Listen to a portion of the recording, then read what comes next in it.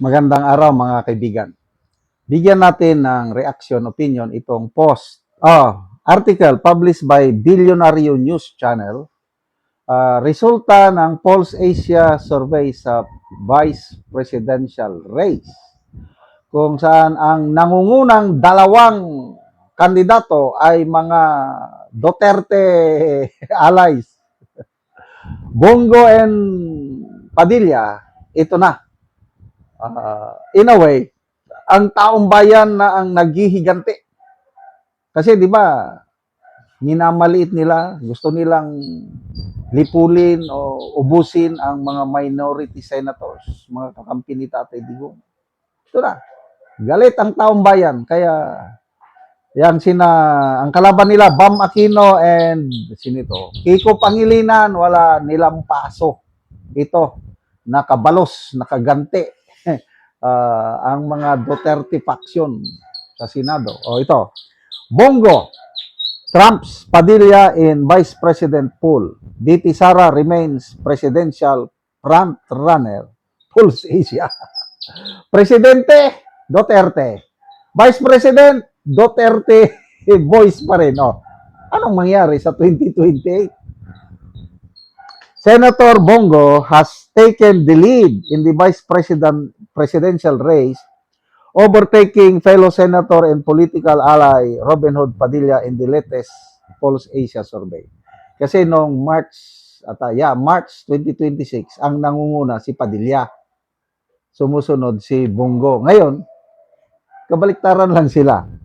Go secured 27% voter preference nationwide, surpassing Padilla who posted 21% in the vice presidential pool. So kung i-total mo itong boto nila, 48%. Doon kay VP Sara sa presidential race, 49%. So, tugma, di ba? Example, ako, gusto ko Duterte. VP Sara ako. Yan. Pagdating na ngayon sa Vice President, torn between two lovers. Kanina ko, Bongo or Padilla? Di talagang mamili sila. Kaya, yung preference vote ng dalawang senador na ito, 48, halos parehas doon sa 49% na boto ni VP Sara. Okay. The senator, ibig sabihin si Bongo, dominated Mindanao with 47% support while also leading Padilla in Visayas, Luzon, and Metro Manila. Nangunguna palagi. The same thing with VP Sara. Nangunguna siya. NCR or Metro Manila, Valance, Luzon, Visayas, and Mindanao. Parehas sila. Bongo and Yan na ang trend ngayon. Wala na talagang lugar ang kakamping o Marcos allies sa election sa 2028. Senator Bam Aquino, ito na, yung mga dilawan. Bam Aquino and former Grace Poe tied for third place at 14% support each among the nationwide respondents. Trailing them in the vice presidential are incumbent senators Erwin Tulfo and Francis Pangilinan as well as MMDA General Manager Nicolas Torre. Ala talaga ito, si Torre. So makita nyo, malayo. Grace Poe and Bam Aquino. Ang mga dilawan yan. Wala. Erwin Tulfo, wala. Francis Pangilinan, wala. Nilalampaso ng mga Duterte. Meanwhile, the same nationwide poll showed Vice President Sara Duterte retaining a formidable advantage. Malayo ang agwat. Formidable. Pag tinawag ang iyong kampo na formidable fortress, halos hindi natitibag yan.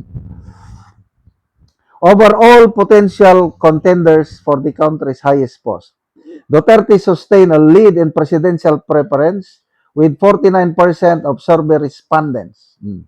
So, pumapangalawa si Leni Robredo at 26, Senator Rapi Tulfo at 14. Duterte achieved overwhelming dominance in her bailiwick, Mindanao, with an 87% rating nationwide, alongside a strong 53% tally in Visayas. Of those named, only the incumbent Vice President has officially declared a bid for President in 2028. Oh, BP Leni, wala, ayaw tumakbo. Erwin, Rapi Tulfo, ayaw tumakbo. So, yung rating nila, 40% kung itotal mo. Kahit magsama pa si Rapi Tulfo and Leni, hindi pa rin nila kayang talunin si BP Sara. So kung hindi sila tatakbo, yung 40% paghati-hatian na naman yan, merong mapupunta na naman kay BP Sara. The Pulse Asia survey was conducted nationwide from June 28 to July 6. So ano ngayon?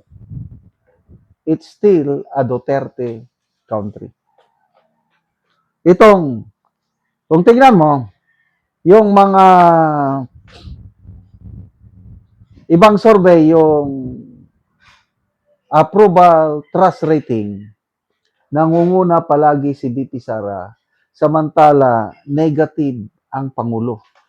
I think itong Pulse Asia survey na ito, ang net trust rating ni PBBM is negative 23%. Samantala si BP Sara is nasa 30%. Kaya yung sentimento, public opinion ngayon is papunta sa mga Duterte. Kaya itong mga anti-Duterte forces, Marcos man yan o Dilawan, ang tanging pag-asa na lang nila ay impeachment pagkasakali. O kaya yung kanilang charter change, no election sa 2028. Salamat mga kaibigan sa inyong pagsubaybay sa channel na ito. Nakakatulong kayo ng malaki sa tribong Talandig ng Bukidnon dahil ang income natin sa channel na ito is pantulong sa tribo. Namimigay tayo ng libreng yero at pako para makapagpatayo sila ng mas maayos na tirahan. Panoorin nyo ang video na ito. Ako dire sa balay ni Irene Legaspi nga taga Barangay Tikalaan. Purok 3 San Alahay, Talakag Bukidnon. So mo na ni ang itsura sa iyong atop.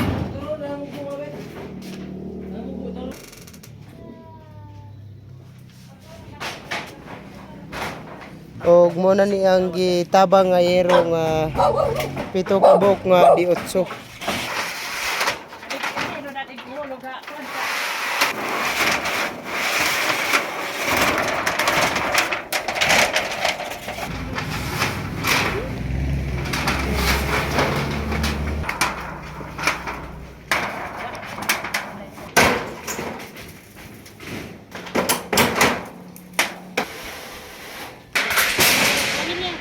Human, ho. Man, ho. Balik kira niyo na, balik kira.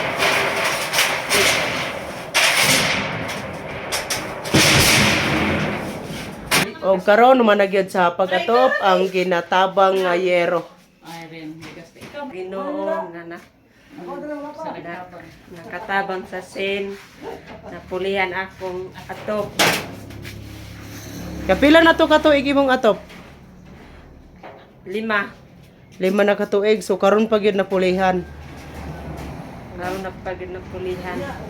Ngano man sukad sa 5 katuig wala gyud ka nakapuli og atop. Yes. Tungod sa kulang sa among kwarta. Kulang mo og kwarta. Taman ra gyud sa kaon. Taman ra sa karon. So karon nakaatop na ka, di na gyud mo maulanan. Karon salamat kayo. Kay nakatop na. Oh, salamat kaayo.